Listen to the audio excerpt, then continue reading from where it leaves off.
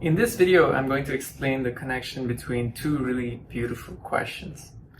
The first question has to do with a very nice combinatorial structure called sunflower. And the second question has to do with understanding the threshold of monotone functions. So let me start with sunflowers. So this is an example of a sunflower. It's a collection of sets that all have the same pairwise intersections. So in this case, there are 4 sets that have the same pairwise intersections. So they form a sunflower with 4 petals. And the famous conjecture about sunflowers is that if you have a very large collection of small sets, then you must have a sunflower, a large sunflower. Okay. More concretely, if the conjecture is that there is a constant C with the property that if you have CR to the power k sets of size at most k, then these sets must contain a sunflower with R petals. And recently there's been a lot of progress on this conjecture. We now know that there's a constant C with the property that if you take CR log k to the power k sets, then you will be forced to contain a sunflower with R petals. Okay. Sunflowers and these kinds of theorems have many applications in mathematics and computer science. I will not discuss those applications or connections or the history of this problem here. If you look in the details of this video, you'll see a link to an article that discusses all of those things. But here I just want to explain just ideas, just the proof of this theorem. Okay, so what the theorem says is that if you have many sets, like in this picture, then you must be forced to include a structure that looks like a sunflower, that is a sunflower. So that's sunflowers. The second type of question that I want to discuss here is the question of monotone thresholds. So say you're given a function f that maps the subsets of 1 through n to 0, 1. So it's a Boolean function. We'll say that the function is monotone if whenever s is contained in t, then f of s is at most f of t. So f is a function that only increases as you add elements to the sets that are in the input.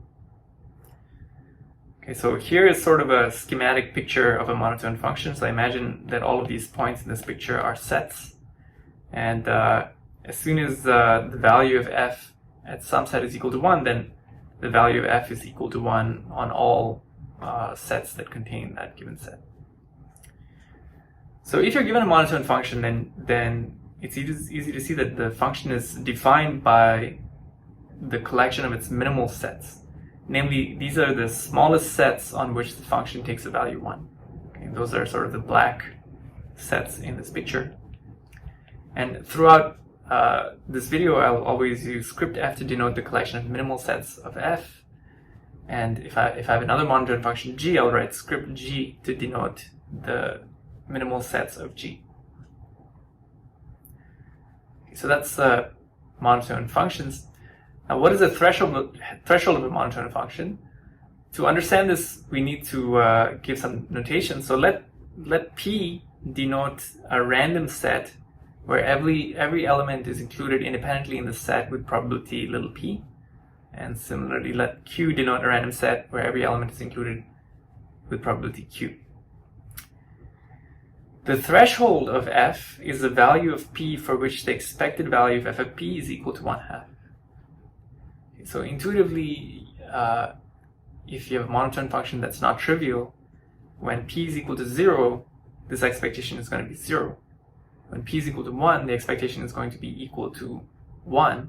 And as you increase p, the value of this expectation is going to increase from 0 to 1. So at some point, it will hit the value 1/2. And the threshold is the value of p where that happens. So just to give you an example, maybe a nice family of monotone functions is a family of functions where the inputs are graphs, and the function takes a value 1 if the graph contains some nice structure. For example, the function is 1 if the graph contains a triangle. Then the threshold of that function is the value of p at which a random graph contains a triangle with probability 1/2. This is the point at which the graph starts to contain a triangle. And it's interesting to ask, what are the thresholds for various graph properties? All right, so in general, maybe it's hard to estimate the threshold, but there's another quantity which is related to the threshold, and that has to do with the shadows of the family of sets F. So given F and a set P, we'll write F sub P to denote its shadow. This is the collection of sets inside F that contain P. Okay, so if P is some point here, the shadow of this point is this collection of sets. Okay. All right, so whenever the value of f of p is 1, the shadow must be non-empty. So if you have a function g which is greater than or equal to f, meaning that on every input g takes a larger, or is at least as large as the value of f on that input, then you see that now if I use the random set q, the expected value of fq is at most the expected value of gq. This is just because g is greater than or equal to f. And the expected value of gq is at most the expected size of the shadow g sub q. So this is an easy upper bound. So we can try to use this quantity here on the right to estimate and hope that it will be close to this quantity on the left if we choose g appropriately.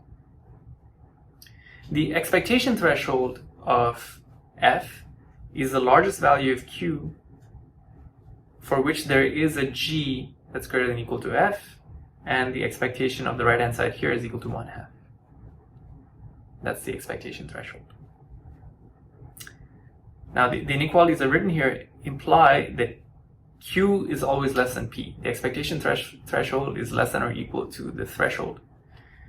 And the theorem that I'm going to show you will prove that the ratio between these two cannot be too large.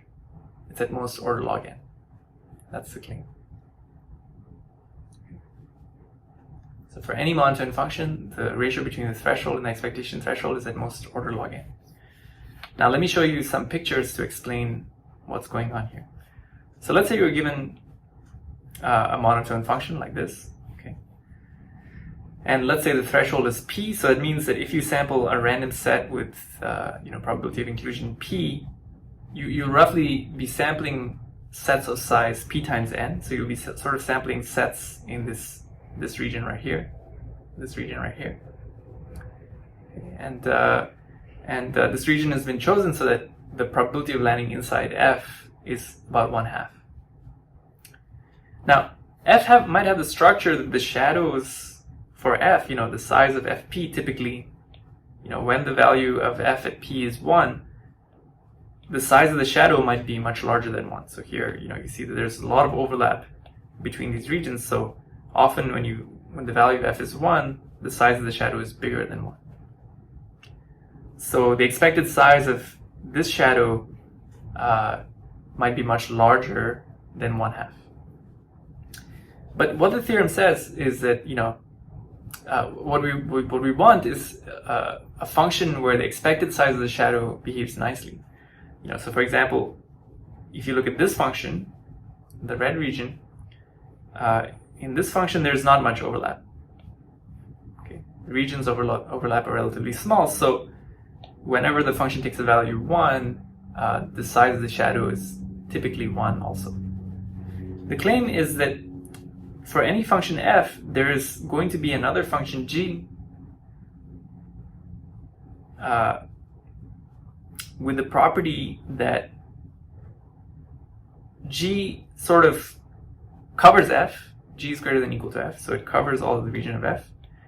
At the same time, the threshold for the expected size of the shadow g sub q is equal to 1/2 even when q is not much smaller than p. Okay, so g is an approximation to f in the sense that it covers f, but it doesn't have a lot of these overlapping regions. That's intuitively what's going on.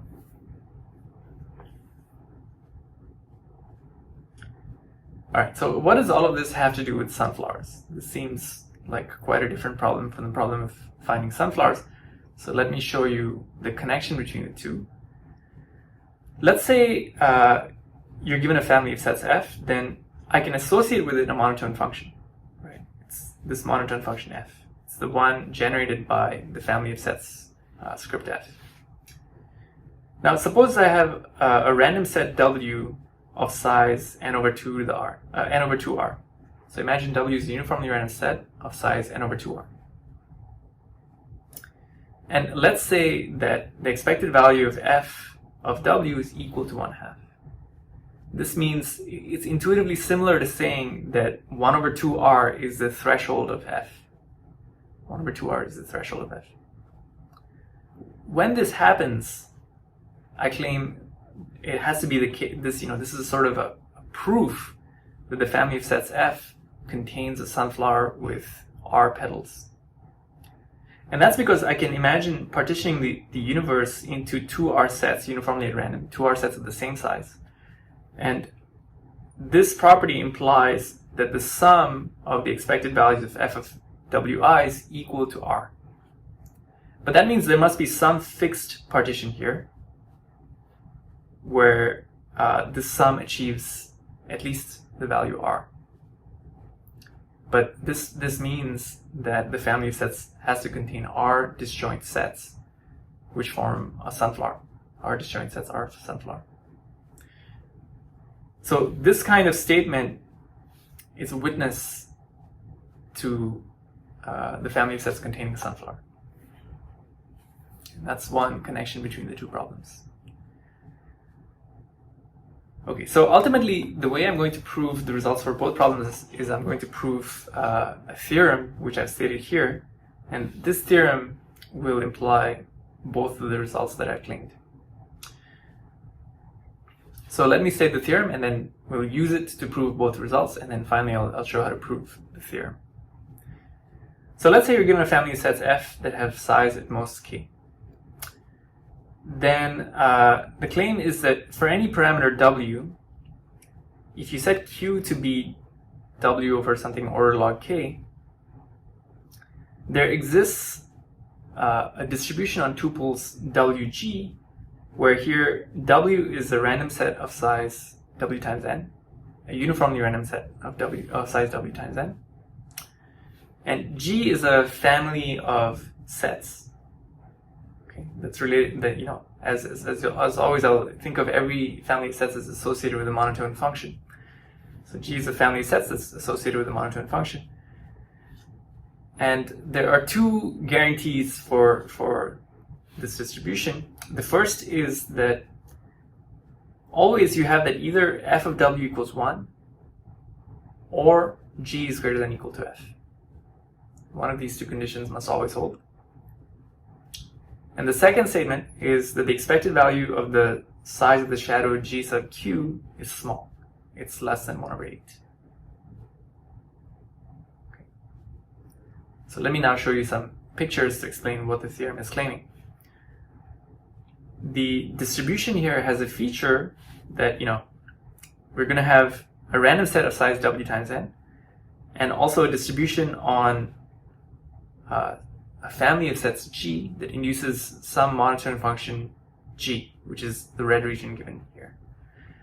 And the guarantee here says that one of two things must happen. Either the value of f on this random set must be equal to 1, which means the random set lies in the black region, or G must be greater than or equal to f. What cannot happen is something like this, where the random set lies outside the black region, but also G is not greater than or equal to f. That cannot happen. And at the same time, G does not have too many small sets.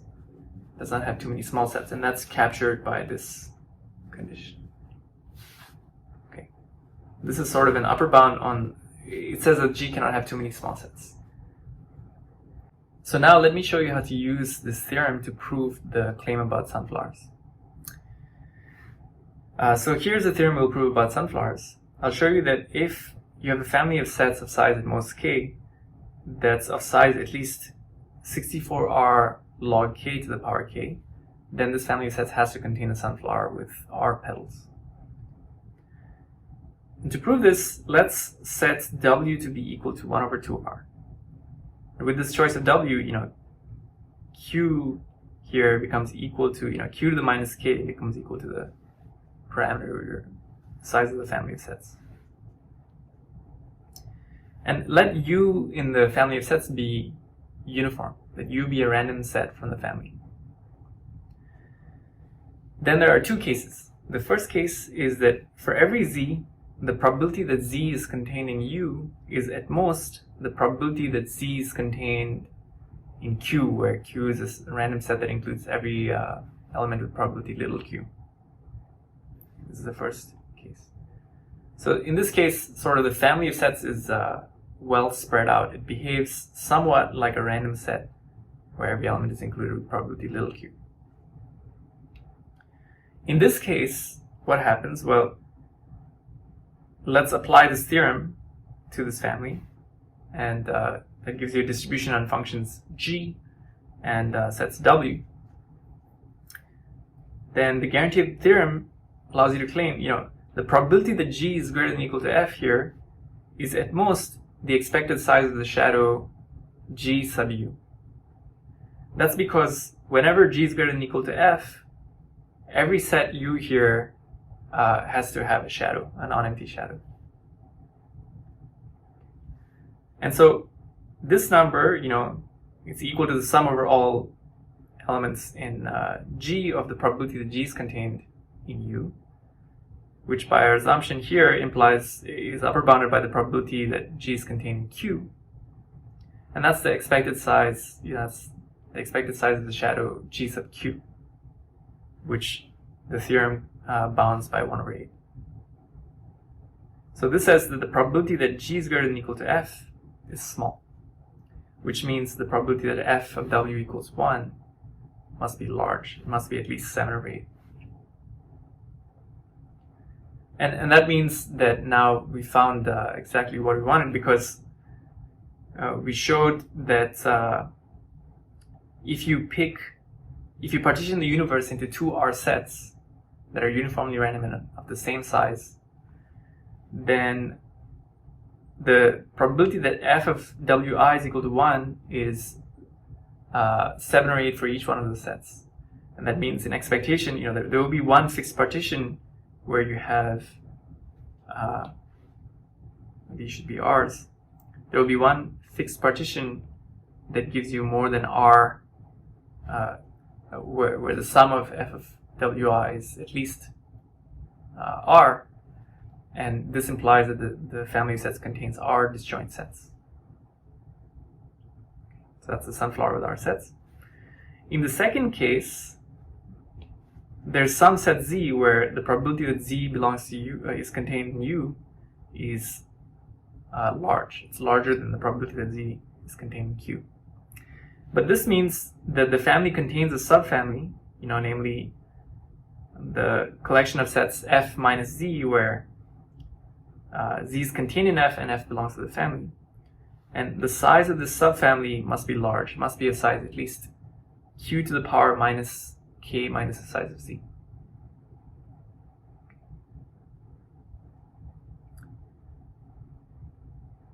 So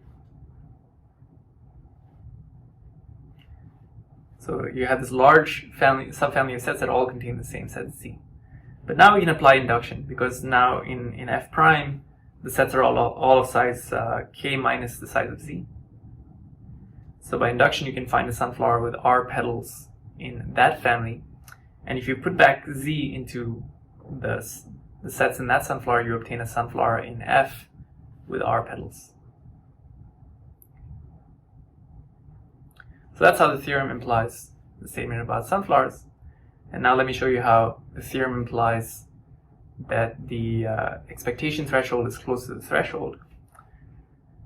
To see this, well, first by standard concentration bounds, if p is a threshold of f, there must be some number w that's very close to p, with the property that if w is a random set of size w times n, then the expected value of f of w is at most 3/4. Right? The expected size of f of p is equal to 1/2 because p is the threshold. And I'm just saying that there must be a w that's very close to p where this expected size is also not very large. It's bounded by 3/4. Okay, so this is I'm going to leave out the details for that part of the argument. But once you transition to using this w, we can now apply the theorem. So by the theorem, there's a distribution on g and w, and we've already have that the probability that f of w is equal to 1 is at most 3/4, which means that the probability that g is greater than or equal to f is at least 1/4. Okay, that's the first condition. And this condition here, by Markov's inequality, implies that the probability over the choice of this family of sets G that the expectation inside over Q is at least 1/2, that's strictly less than 1/4. It's by applying Markov's inequality to this bound. And that means, you see, here you have an event that occurs with probability at least 1/4 and an event that occurs with probability strictly less than 1/4. So there's some choice of G and some choice of the family of sets G here with the property that G is greater than or equal to F and this event does not occur. So G is greater than or equal to F and the expected size of the shadow is less than 1/2. And this proves that the expectation threshold Q must be at least something like P over log K, where K is an upper bound on the size of the family of K is an upper bound on the size of the sets in the family, and K is at most n.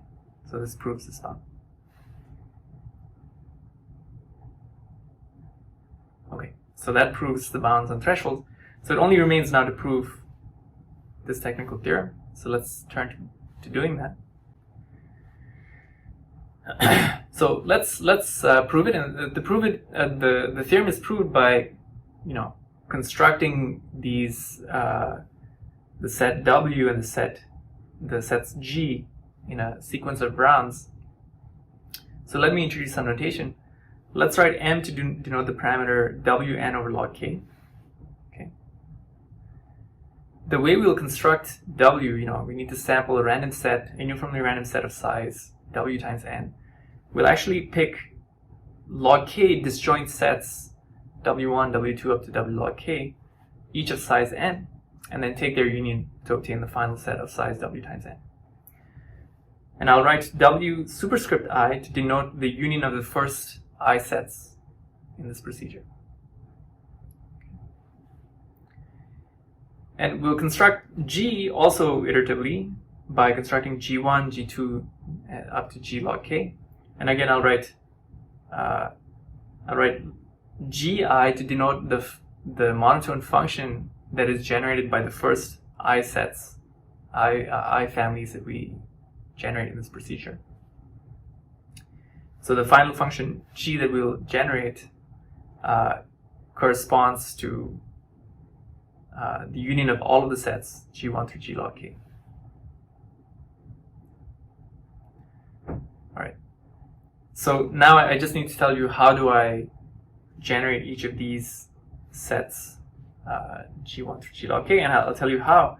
So in the ith step, we'll add some sets T to Gi. And which sets will we add? Well, we'll add T to Gi if and only if T is a minimal set of this collection. This is a collection of sets of the type Z minus the union of W1 through Wi, such that f of Z is strictly bigger than G to the I minus 1 of Z. And we'll only add those minimal sets here that are large, that are of size K over 2 to the I, at least K over 2 to the I. So that's the idea of the construction. Now, this can be pretty confusing, so let me try and explain what's going on, what the intuition here is with some pictures. All right, so what is our goal here? Our goal is to construct a function g, and we want to not include too many small sets in g. Okay, we don't want to include too many small sets in g. At the same time, we want this g to cover f. We want g to be greater than or equal to f with a reasonable probability, unless f of w is going to be equal to 1. Okay, this is sort of all of the conditions that we're working with. So here's the idea. You maybe at the first step you sample w1, a random set of size m. Now, after you sample w1, you look at all the sets of the family f. Okay, these are all these great sets. And some of them are good candidates to include in G right away. And that's the sets that have a lot sticking out of W1. The reason is, if you have a set that say has a very, that was really well covered by W1, okay, a very small part of it is left over, sticking out here, then odds are you'll be able to ignore that set and continue, because at some point maybe f of w, f of this set will be equal to 1, right? Because f of w will be equal to 1. Because if you have a very small piece left out here, then it's quite likely that when you sample w2, w3, and so on, you'll eventually cover this small piece. It's easy to cover small pieces, small sets. Okay. So if only a small set is left over, it's good to just leave it out. If you have a large piece left over, like here, then it's maybe it's unlikely that we will cover it eventually by w. So then in that case, we just sort of include this part of the set. This is t in the family G1. And that's okay to do, but because this is a large set, so we don't pay too much for it. That doesn't cost us much in terms of the bound, this bound that we're going to shoot for. It doesn't cost us much to include large sets. It costs us a lot to include small sets. All right, so then in the next step of the process, let's say we sample W2, which is this region. And again, we do the same thing. We now look for whether there are large sets that stick out of the region we have so far. Here there's a large set, this one, but it's not minimal because there's a smaller set here. Okay, so it's not really minimal. So we only care about the minimal objects here. So let's say in this step we included this set. Okay, that's the T we included. And then we proceed like this. In the next step, we look at W3. In each step, we change the threshold for the size of the sets we're willing to include in this process. Okay, each time we go down by a factor of 2. Okay, so that's the process. And one observation is that if you look at what's going on here, for every set in the family, one of two things must happen. Eventually, in the very last step, when you do g log k, the size of this threshold here is going to be 1. Right? K over 2 to the log k is going to be 1. So at that point, any set that's not covered by w will be included in g log k, in the log k part. So every set f either will be covered by w, or it will eventually be included in the final family of sets g. So g of f will be equal to 1. So one of those two things must happen, and this implies that either f of w is equal to 1 at the end, or g is greater than or equal to f. Okay. Either there is a set f that's contained in w, or for all sets, g of f is equal to 1, which implies that g is greater than or equal to f. So that satisfies the first condition. So it only remains to bound the expected size of the shadow g sub q. So to do this, let's first start by proving a claim. Let's prove that the expected number of sets in G sub I of size A is at most this number, log k over w to the power a times 4 to the power k over 2 to the I. Okay. So intuitively, we want to show that there are not too many large sets that are included in the small sets that are included in the overall process, and that's what this is aiming to do.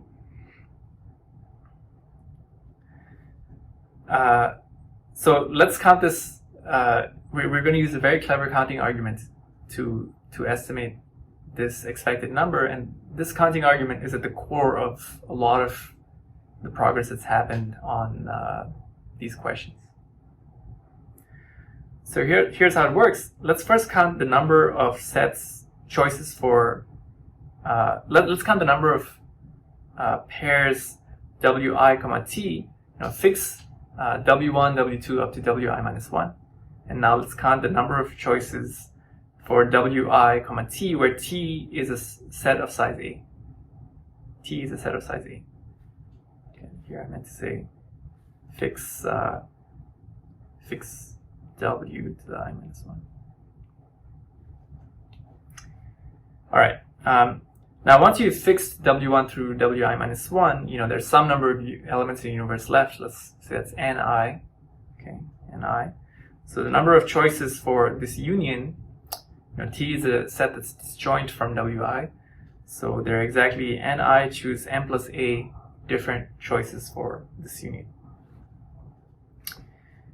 And now expanding the formula for binomial coefficients, this looks like ni choose m times ni minus m, this formula here, which looks like the product of a numbers. There are a ratios here, and all of those ratios are upper bounded by ni over m. Okay, so the number of choices here is bounded by ni choose m times ni over m to the power a. Okay, and the parameters have been chosen so that this number is at most log k over w, okay, because even n over m is upper bounded by log k over w. Okay, it's because of this. Okay, so that's an upper bound on the number of choices for the union.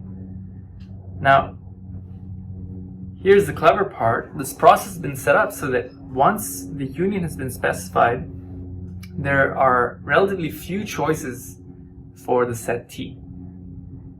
There are very few choices for the set T. And why is that? Well, let T prime be the minimal set in this collection of sets, the collection of sets z minus w to the I minus 1, where f of z is greater than g to the I minus 1 z, that are contained. Again, I have a typo. This should be in wi union t. So t prime is a candidate for generating t. So in pictures, what's going on here is, so I have this w to the I minus 1, which is fixed. Now I picked wi, okay, and t. And in the first step, we've fixed the union. So this region is the union. These sets.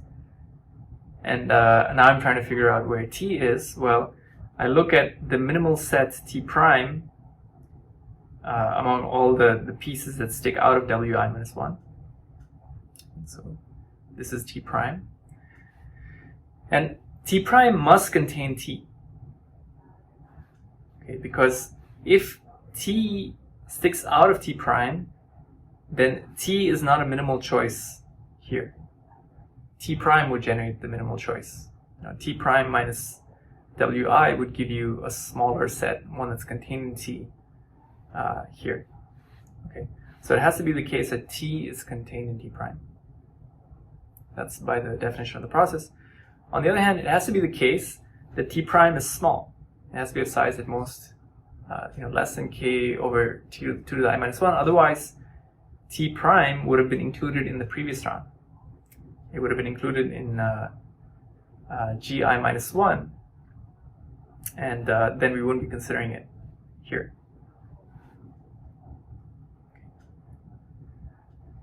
So these conditions imply that the number of choices for t, the number of options for t has to be a subset of this set t prime. So the number of choices for t is at most 2 to the k over 2 to the I minus 1, which is 4 to the power k over 2 to the I.